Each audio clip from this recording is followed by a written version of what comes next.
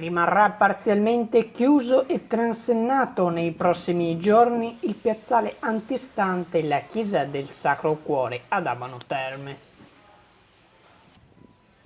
A causare la chiusura il cedimento di alcuni pezzi di intonaco dal palazzo intorno all'area delimitata.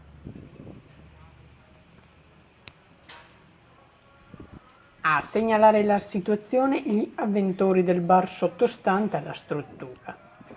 Nei prossimi giorni verranno effettuati degli accertamenti tecnici sulla struttura stessa.